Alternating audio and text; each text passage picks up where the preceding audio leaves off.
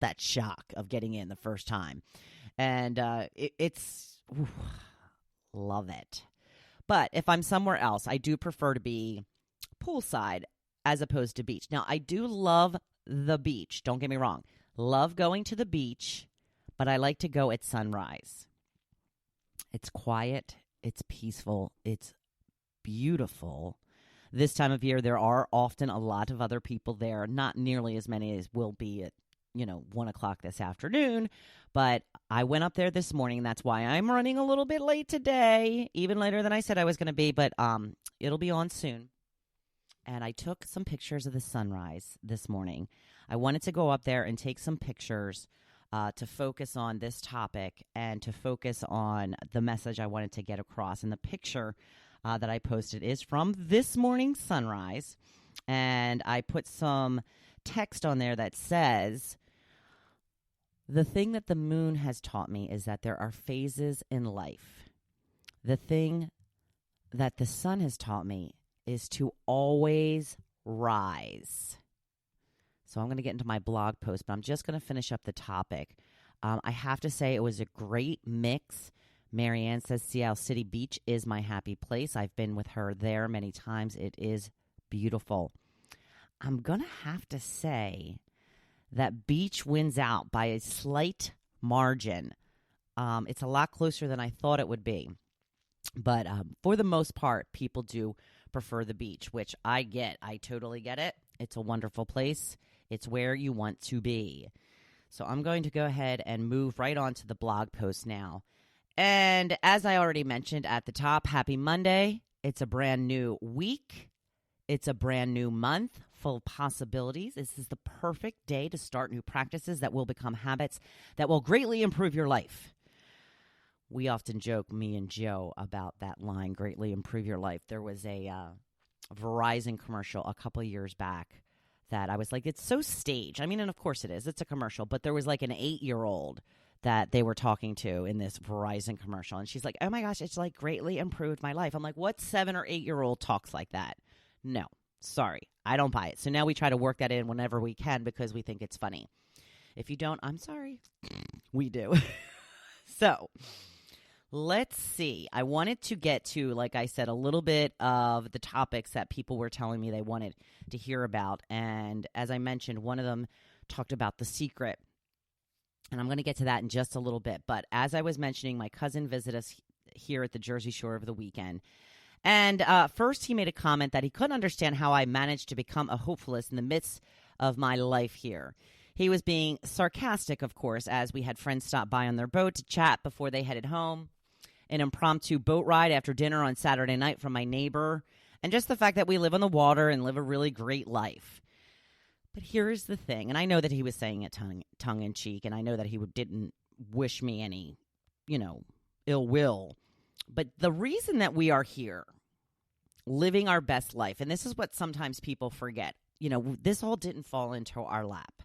The only reason we are here is because of all the decisions that we made. I wanted to make the shore our full-time home. My husband was on board with this.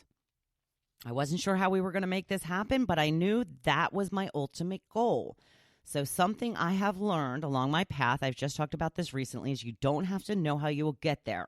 You just have to ask the universe for what you want, and the path will reveal itself.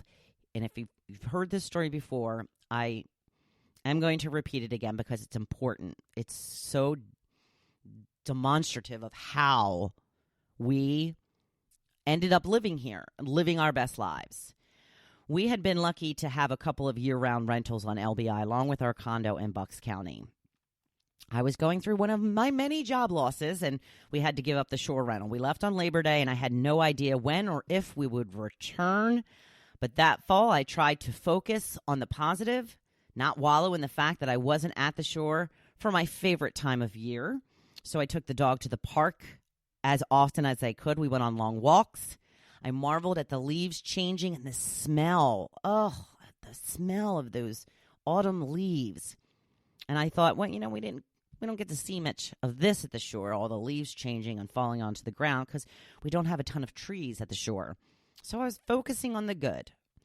So that winter around January, the condo board was giving me a hard time about a couple of really silly things. And they were being as difficult as they could be when it came to any request or any question.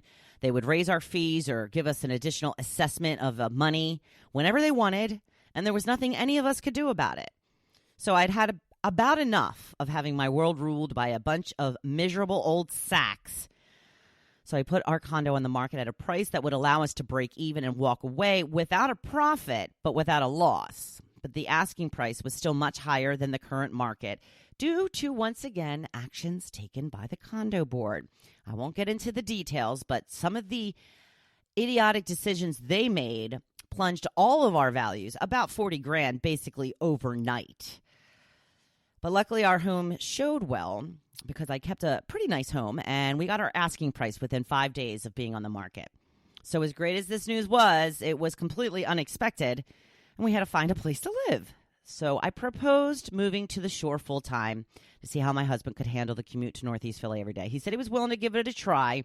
We found a place to rent in Beach Haven West, which wasn't on LBI, but right before the bridge and on the water. I was not crazy about not living on the island because I was an island snob, but we ended up loving it here in Beach Haven West. Love, love, love it. Not only was it on the water, but it's so much more reasonably priced, the homes on this side of the bridge. In fact, we purchased our own little slice of heaven within 2 years. So long story still long, I had no idea how I was going to get back to the shore when we left the Labor Day before. Not only did we make it back, but even before summer started, we moved into our rental at the end of March. The other thing to keep in mind is that I made living at the shore my top priority. I was willing to give up everything else in order to get here, including my radio career, which is the only way I knew how to make a living. There are not a lot of radio jobs in this area, so I figured I would take any job I could get until I figured out what my next career would be. I worked as a receptionist for several different companies. I worked for a cleaning company, washing windows. I was job hopping like crazy. Then I started a career in insurance sales. I hated all these jobs. It wasn't, they just weren't for me. They just were not something that I looked forward to doing every day. And I was lucky in the fact that I knew that I loved doing morning radio every day because I had done it for a long time. Then something amazing happened. A morning show co-host job opened up. I inquired. I was hired immediately. And now I had it all. A wonderful husband in a home that we love and doing a job every day that I love. But here's the thing. When I was going to a job every day that I hated, I didn't focus on that. I focused on the fact that I came home to a house that I loved, to a man that I love, and a dog that I love. And I would sit and de-stress in my backyard watching the water float by. So focus on the positive always. I focused on the positive, and then I found the job of my dreams, and it all tied together. Now I was at my ultimate happiness. I've also made a concerted effort to make friends here. Now, I talk to just about everyone, and that is quite helpful when it comes to making friends. I have joined Facebook groups that have opened up a whole world of new friends in my neighborhood, girls that I love now and I spend a lot of time with. I got in touch with some of the friends I had when I lived in this area full-time before when we moved back. I try to make friends wherever I go. The people that stop by to chat on their boat on the way home that I mentioned over the weekend, when my cousin was here, I had met John at a locals bar a few years back, very popular place for the people who live here year-round. He seemed to know a lot of the same people that I know. And I introduced myself to him. And I would say hi to him whenever I saw him again. I noticed him driving his boat by my house one day. So the next time I saw him, I'm like, I'm pretty sure I saw you going past my house on the boat on the way out to the bay. So the next time he went by, he slowed down. He said hi. His wife was with him, introduced me to his wife. Since then, they often slow down to at least say hello. I've been trying to get them over here for a few adult beverages. And I have seen them at a few parties with mutual friends in the last couple of years. Now, his wife, Linda, loyal follower of this blog and podcast. She often sends me a message complimenting the show, which I appreciate more than she can imagine. So thank you for that, Linda. Also, why my cousin was here, my neighbor across the street was out in his boat, sent me a text asking if we wanted an impromptu night boat ride. I said, shells, yeah. Now, I didn't even know Mike until we had our annual barbecue last September. This was another way to make friends. Throw a party. People love a party. Free food? Yeah, people are on board. Now, this past September was our second year doing it because it was only the second fall that we had been in the house, summer, fall. And, we invited maybe 4 neighbors the first year, and then I wanted to expand last year. Everybody, all of my neighbors seemed to know Mike, but I had never crossed paths with him. So I went ahead and put an invite to the barbecue in his mailbox, and luckily he decided to come over and join the party. Him and his mother are the nicest people. I mean, great people. Ever since attending our barbecue last September, he has invited Joe and I out on his boat often. And when I say often, I mean usually every weekend. This would not be happening if I wouldn't have invited someone I didn't even know to the house, which has now turned into a wonderful friendship. And you know what? The boat rides, they are a huge bonus. I'm not going to lie. I do love those boat rides. I like boats. So one more funny story. I told you this was a long one. One more funny story about asking the universe for what you want without knowing how it will manifest. And this one's so silly, so easy, so ridiculous that I'm hoping to prove to you how easy it can be.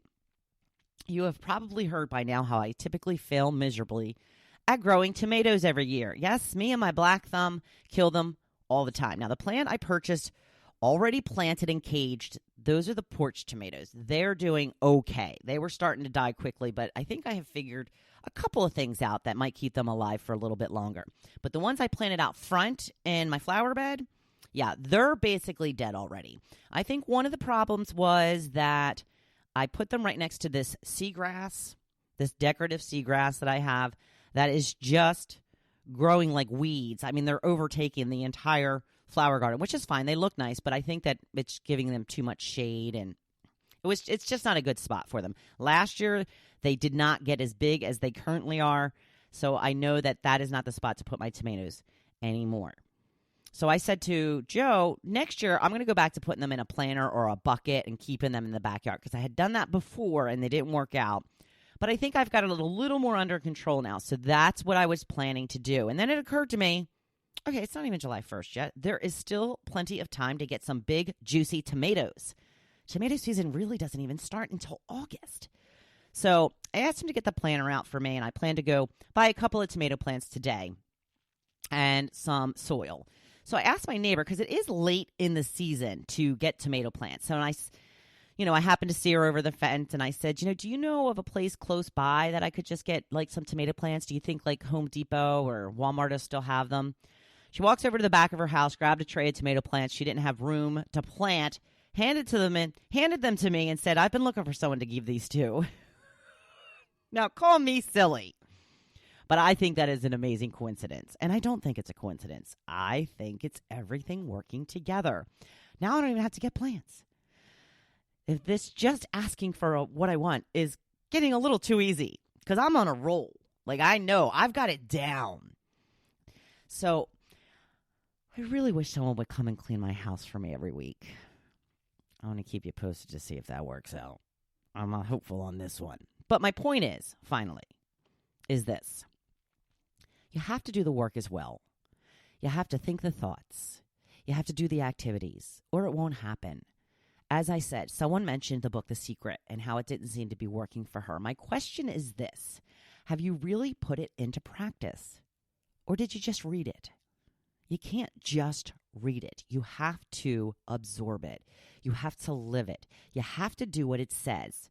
You have to write down the things that you want, write them down. And you have to imagine them happening. You have to make it the focus of your life and make sure all your decisions will take you in the direction you are looking to go. Do the work. Nothing will change by merely reading a book. You have to put their advice into practice, and you have to do it every day, several times a day. If you can't find the time, then you don't want it bad enough. It's really as simple as that. You can take a little time away from Facebooking.